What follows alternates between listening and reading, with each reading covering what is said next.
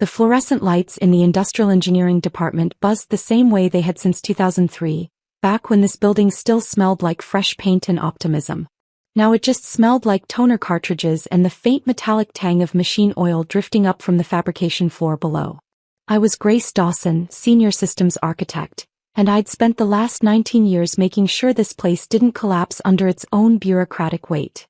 It was a Thursday morning just after 8 and I was 3 spreadsheets deep into a production variance report when I heard the commotion outside my office. Raised voices, the kind that carry even through reinforced drywall. I recognized one immediately. Ethan Carter, VP of Operations. The other voice was younger, sharper, with that particular edge of entitlement that comes from never being told no. I didn't get up.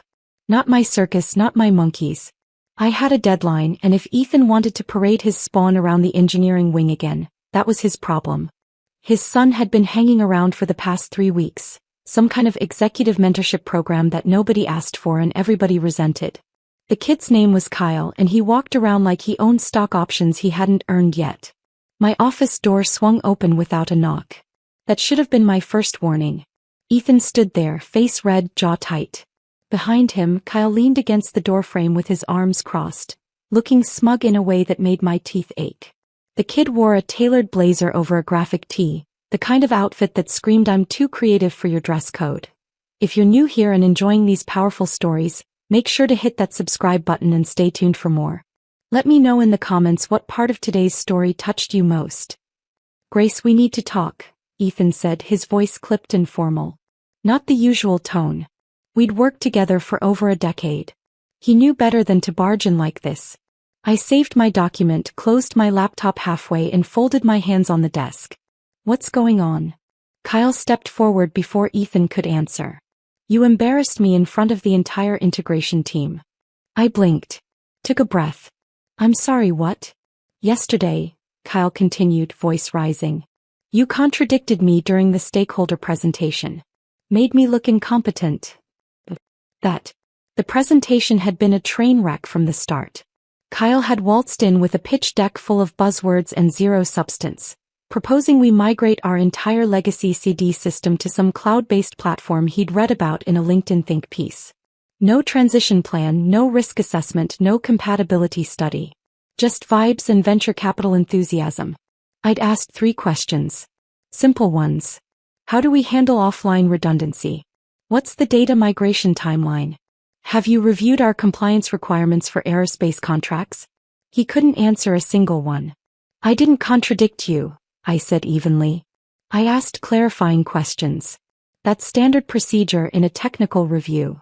You made me look like I didn't know what I was talking about, Kyle shot back. Did you? The words came out before I could stop them. Ethan's expression darkened. Grace. I held up a hand.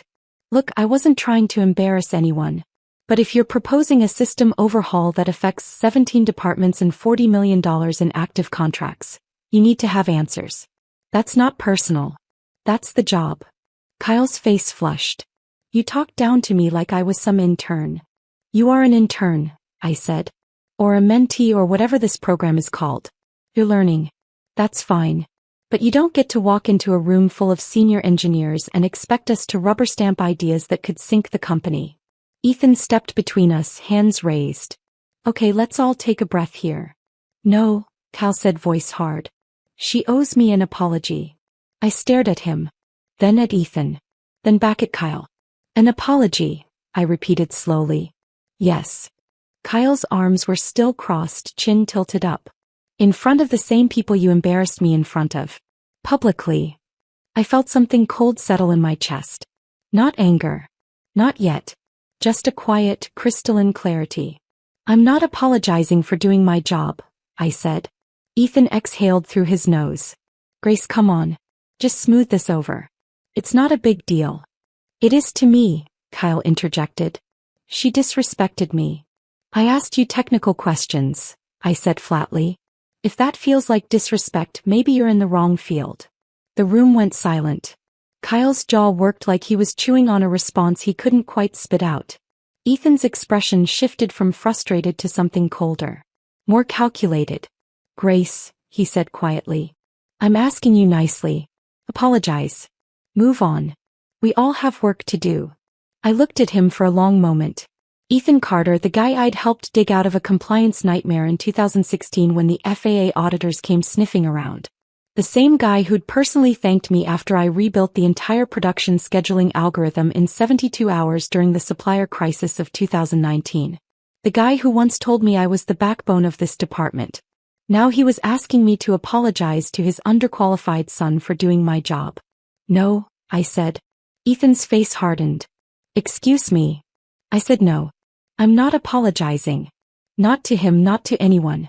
I didn't do anything wrong. Kyle let out a sharp laugh. Unbelievable. She's actually serious. Ethan's voice dropped an octave. Grace, I'm going to give you one more chance to reconsider. Or what? I asked. He didn't answer right away. Just stared at me with that same look I'd seen him use on vendors who tried to renegotiate contracts. Calculating. You're dismissed for the day, he said finally. Go home. Think about whether you want to be a team player or not. We'll reconvene tomorrow. I didn't move. You're sending me home because I won't apologize to your son? I'm sending you home because you're being insubordinate, Ethan corrected. And if you keep pushing, it's going to turn into something worse. The threat hung in the air like smoke. Kyle smirked behind him, clearly enjoying the show. I stood up slowly, grabbing my bag from under the desk. Didn't bother shutting down my computer. Didn't say another word. Just walked past both of them out the door and down the hallway. Behind me, I heard Kyle's voice, smug and satisfied. That went well. I didn't go home. I drove to a coffee shop 3 blocks away, ordered a black coffee I didn't drink, and sat in the corner booth staring at the scratch tabletop.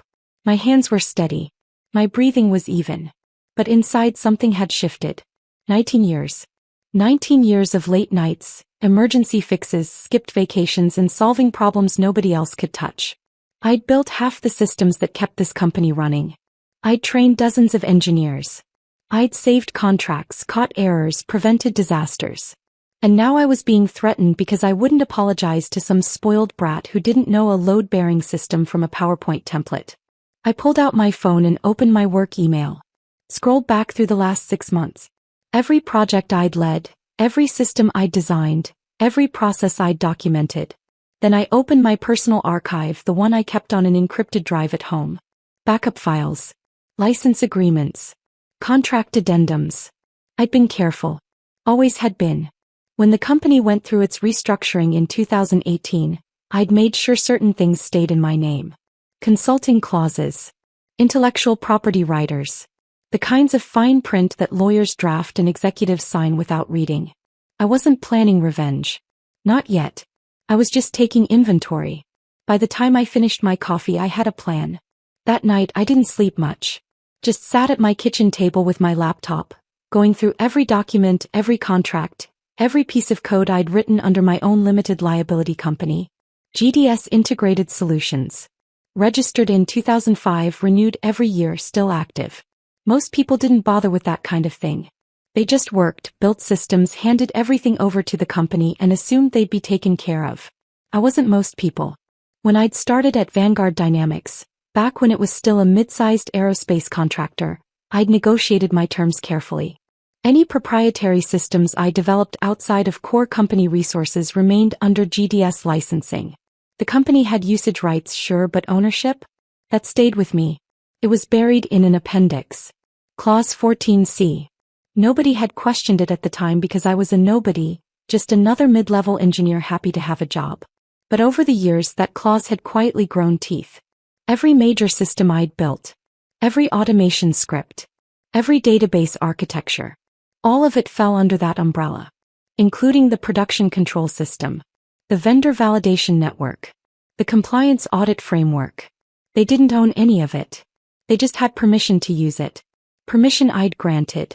Permission that, according to Clause 14C, could be revoked with 30 days written notice in the event of termination without cause. I leaned back in my chair staring at the screen. If they fired me tomorrow, if Ethan decided to make good on his threat, they wouldn't just lose an engineer. They'd lose the foundation. The next morning I got to the office at 7:30, same as always. My badge still worked. The security guard, old Martin with the lazy eye and the thermos of soup, nodded at me like nothing had changed. Morning, Grace.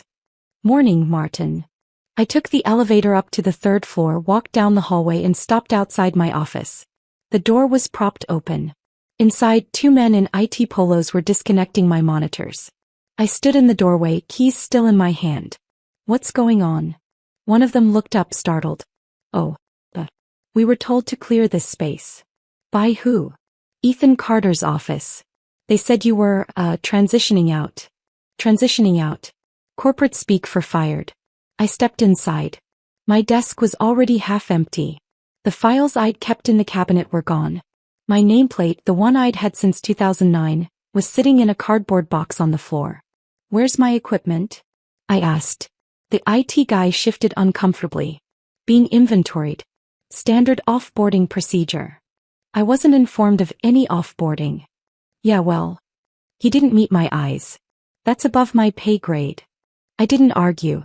Just set my bag down, pulled out my phone and took pictures. The empty desk. The disconnected monitors. The box with my name on it. Then I walked straight to Ethan's office. His assistant, a woman named Claire who'd always been kind to me, looked up with an expression that was equal parts pity and discomfort. Grace, I don't think. Is he in? Yes, but. I walked past her and opened the door without knocking. Ethan was on a call, standing by the window with his back to me. He turned, saw me and held up a finger. 1 minute. I didn't move. Just stood there, arms crossed, while he wrapped up whatever conversation he was having. Something about quarterly projections. Something that didn't matter. He ended the call, set his phone on the desk and looked at me with an expression that was somehow both tired and annoyed. Grace. My office is being cleared out, I said. Yes. Without notifying me. You were notified yesterday, Ethan said. I told you to go home and reconsider your position. You didn't. I didn't apologize to your son if that's what you mean. Exactly. He sat down, leaning back in his chair like this was all very reasonable. You were insubordinate. You refused a direct request. That's grounds for termination. I felt that cold clarity again. Sharp and clean. So I'm fired. You're being let go, yes.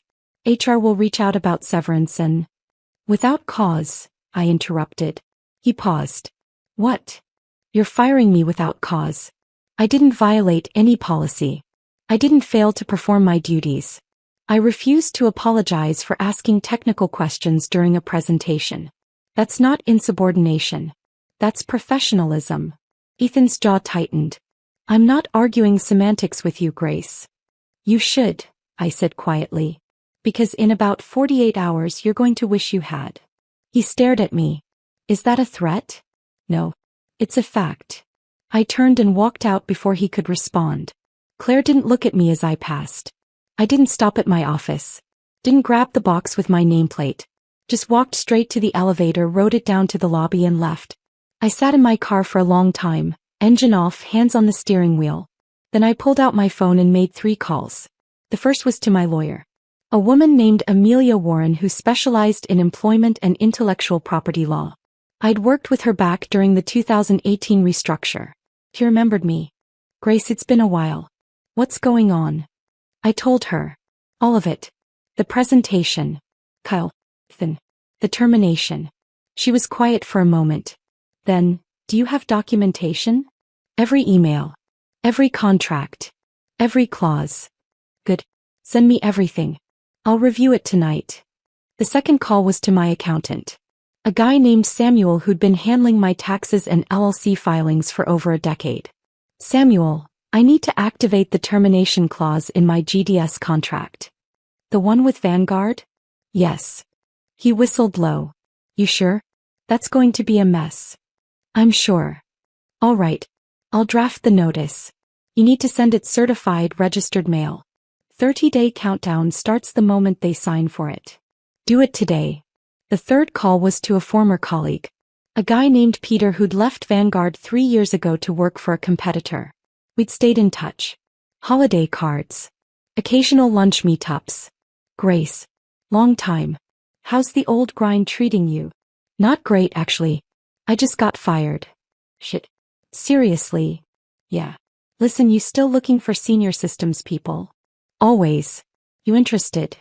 Maybe. Let me send you my portfolio. We can talk. Absolutely. Hey, just so you know, we've been trying to poach Vanguard talent for years. If you've got insights on their production systems, that's extremely valuable. I smiled. I'll keep that in mind. By the time I got home, Amelia had already emailed me back. She'd reviewed the contracts. Her message was short and to the point. Grace, this is ironclad. If they terminated you without documented cause, they're in breach. And if Clause 14C applies to the systems you listed, they're about to have a very bad month. Call me tomorrow. We need to strategize. I poured myself a glass of wine, sat on my back porch and watched the sun go down. Somewhere across town, Ethan Carter was probably having dinner with his family. Kyle was probably bragging about how he'd gotten me fired. Neither of them had any idea what was coming. I didn't feel angry. Didn't feel vindictive. I just felt patient. The notice went out on Saturday. Certified mail, signature required. It arrived at Vanguard's main office on Monday morning. I knew because Samuel sent me a confirmation email with the tracking number and a scanned copy of the signature. Some kid in the mailroom had signed for it. Probably didn't even look at the contents. Just tossed it in the interoffice mail pile with all the other envelopes nobody reads. It would take a day, maybe two, for it to reach the right desk. Legal probably. Or maybe finance. Somebody who knew what GDS Integrated Solutions was. Somebody who'd actually read the original contract. I spent Monday morning updating my resume. Cleaned up my LinkedIn profile. Reached out to 3 recruiters I'd worked with in the past. By noon I had 2 phone screens scheduled for later in the week. I wasn't worried about finding work. People like me don't stay unemployed for long. What I was curious about was how long it would take Vanguard to realize what they'd done. The answer came Tuesday afternoon. I was at the grocery store, standing in the cereal aisle trying to decide between 2 brands of granola that were essentially identical when my phone rang. Unknown number. I answered anyway. Grace Dawson. There was a pause. Then a man's voice, tense and clipped. Ms. Dawson, this is Robert Finley from Vanguard Dynamics Legal Department. I set the granola boxes back on the shelf. Hello, Robert. We received a notice yesterday regarding termination of licensing agreements under GDS Integrated Solutions. I'm calling to clarify the scope of this action. It's pretty straightforward, I said. I was terminated without cause. Per Clause 14C of my original employment agreement, that triggers an automatic revocation of usage rights for any proprietary systems developed under my personal LLC. The notice provides 30 days for transition and knowledge transfer, after which access will be revoked. Another pause. Longer this time. Ms. Dawson, are you aware of how many systems fall under that designation? Yes. I built them. This is almost every operational system in the engineering division. Not almost, I corrected. It is every operational system. Production control, vendor validation, compliance tracking, automated reporting, quality assurance workflows. All of it. GDS systems, licensed to Vanguard under the 2005 agreement, renewed in 2018. I could hear papers rustling on his end. Frantic, disorganized rustling. Ms. Dawson, I don't think you understand the implications of. I understand perfectly, I said calmly. You fired me without cause. I'm exercising my contractual rights. If Vanguard wants to continue using those systems, we can negotiate a new licensing agreement. Otherwise, access terminates in 28 days. We can't just replace these systems in 28 days.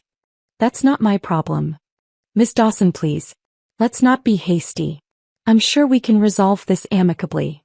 I'm being extremely amicable, I said. I'm giving you 4 weeks' notice. That's more than you gave me. Can we schedule a meeting? You, me, and some of our senior leadership? We can discuss terms. I grabbed a box of granola at random and tossed it in my cart. Have your people call my lawyer. Amelia Warren at Stanton and Hughes. She'll coordinate. Miss Dawson. Have a good day, Robert. I hung up.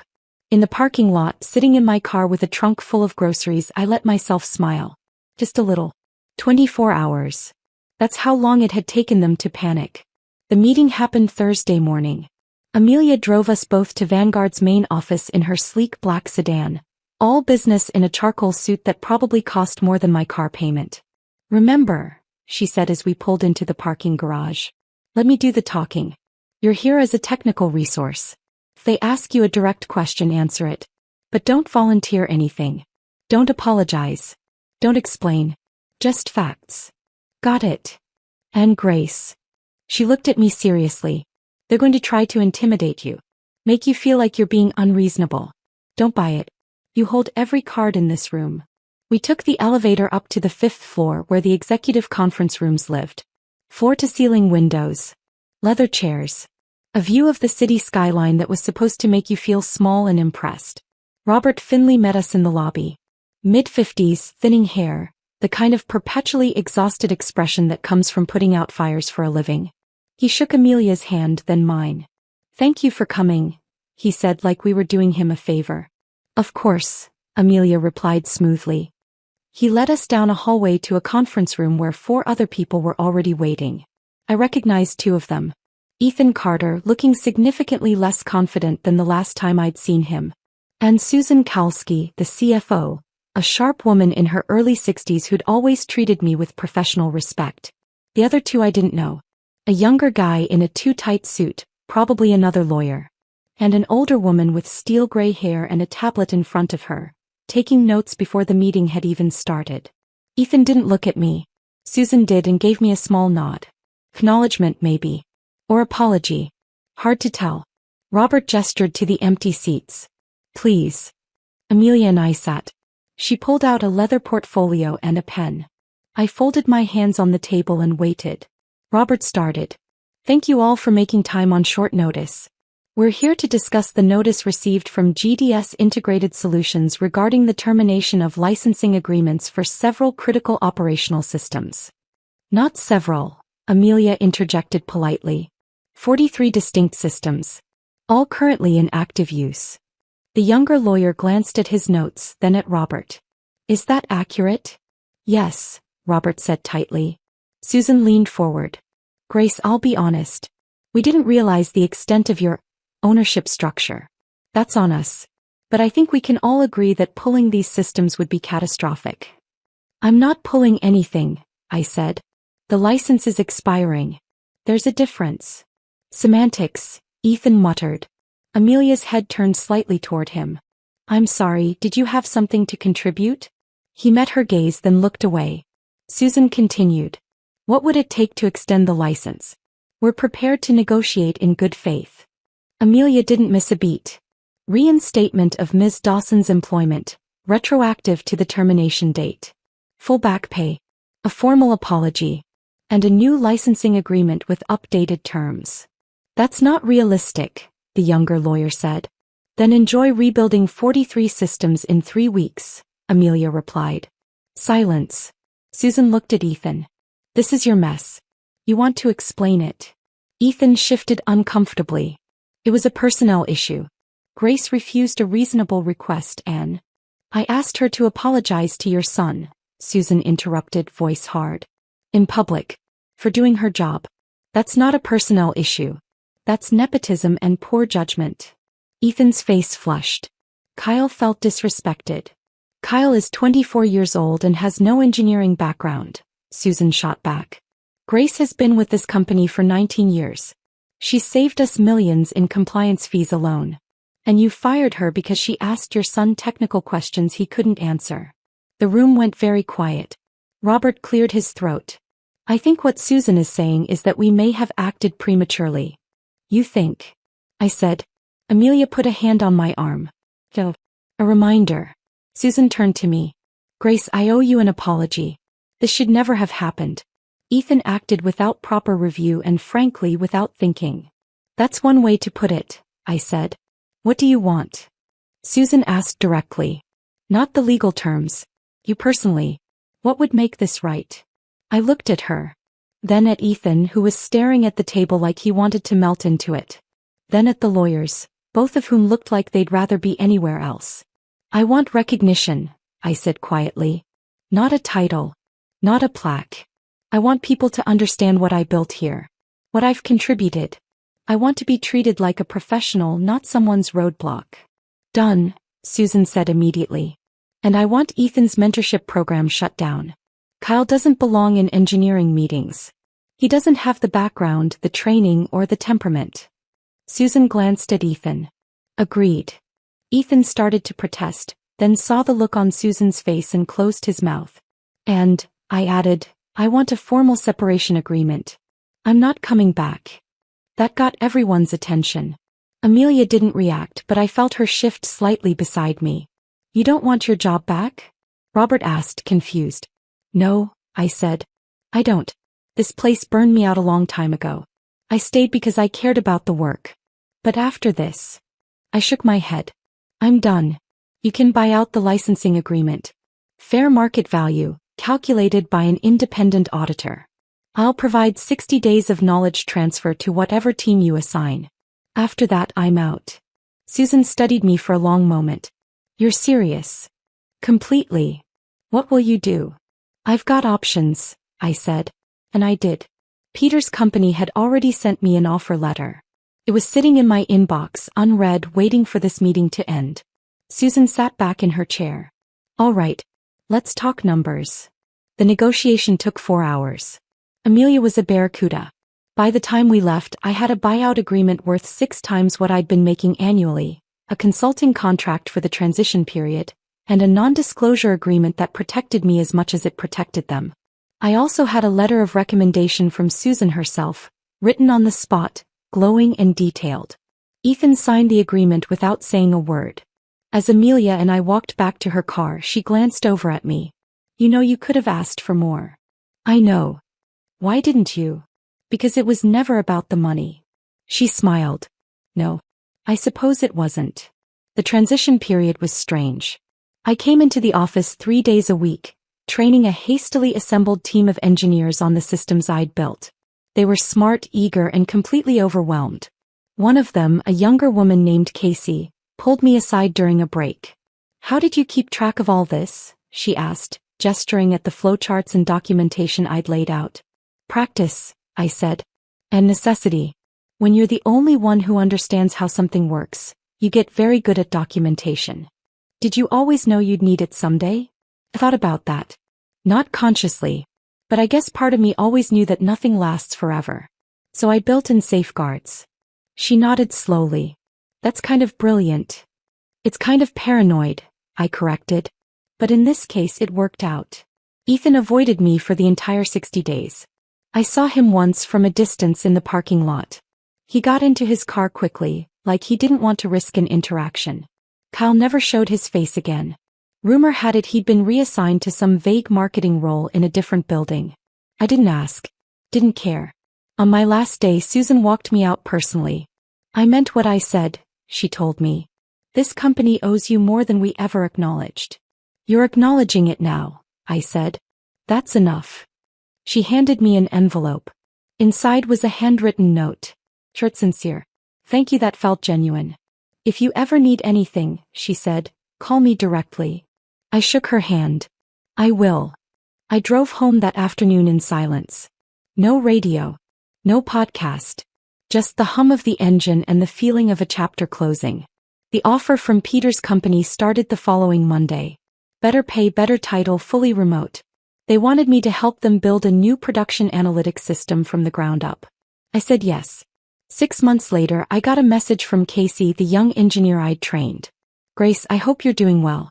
I wanted you to know that the systems are running smoothly. We've actually improved a few of the processes using the frameworks you built. You set us up for success. Thank you. I wrote back. That was always the goal. Good luck. Then I closed my laptop and looked out the window of my home office. The sun was setting, painting the sky in shades of orange and pink. I thought about Ethan. About Kyle. About all the years I'd spent building something I thought was permanent. Nothing is permanent. Not jobs, not loyalty, not systems. But knowledge. That stays. The ability to build, to solve, to create. That goes with you. They didn't fire me. Not really. They just reminded me that I was never theirs to begin with. And in the end, that was the best thing they could have done. Because now I was free. A year later, I was sitting in a coffee shop in downtown Seattle when I got an email from an unfamiliar address. Subject line, Vanguard update. I almost deleted it. Then curiosity got the better of me. It was from Robert Finley, the lawyer. Grace, I hope this finds you well. I wanted to reach out with some news. Ethan Carter was let go last month. Performance issues officially. But between you and me, the board finally caught on to his favoritism problem.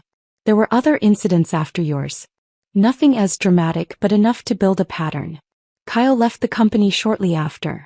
Last I heard, he's trying to launch a startup. Some kind of consultant service. I wish him luck. Anyway, I thought you'd want to know. Your systems are still running, by the way. We've made some updates, but the core framework is all yours. It's still the backbone of this place. Take care. I read it twice. Then I closed the email and deleted it. I didn't need closure. Didn't need vindication. I already had what I wanted. A new job. New projects. New people who respected what I brought to the table. And a lesson I'd carry forever. Never build something you can't walk away from. Because in the end, the only thing you truly own is your ability to start over. And I'd started over just fine. 3 years after I left Vanguard, I was running my own consulting firm. Small, selective, focused on helping mid-sized companies build resilient operational systems. I had 6 employees, all handpicked, all brilliant. One of them was Casey. She'd reached out a year after I left, asking if I had any openings. I didn't at the time. But I kept her resume. When I did have an opening, she was the first person I called. We were in a meeting one afternoon planning a new project, when she asked me something I hadn't expected. Grace, did you ever regret it? Walking away from Vanguard. I thought about it. Really thought about it. No, I said finally. Not even for a second. Why not? Because they taught me something important. They taught me that loyalty isn't enough. Competence isn't enough. You can be the best at what you do and it still won't protect you if the wrong person decides you're expendable. That's kind of depressing, Casey said. Maybe, I admitted. But it's also liberating. Once you accept that, you stop building your life around other people's approval. You start building it around your own terms. She smiled.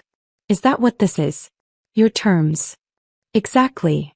We worked late that night refining a proposal for a new client. Around midnight, Casey stretched and yawned. I'm heading out. You should too. Soon, I said. He paused at the door. Hey, Grace. Yeah. Thanks. For giving me a shot. For teaching me. For all of it. You earned it, I said. I just opened the door. After she left, I sat alone in the office, the only light coming from my laptop screen. I thought about that day in Ethan's office. The anger. The humiliation. The cold realization that 19 years of work could be erased over a spoiled kid's bruised ego. It had hurt. I wouldn't pretend it hadn't. But it had also freed me. Forced me to see that I didn't need them. I never had. I closed my laptop, turned off the lights and locked the door behind me. Outside, the city was quiet.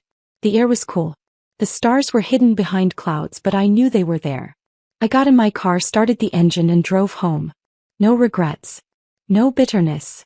Just peace. And the quiet satisfaction of knowing I'd built something that couldn't be taken from me. Not by Ethan. Not by Kyle. Not by anyone. Because the best revenge isn't destruction. It's building something better. And walking away without looking back.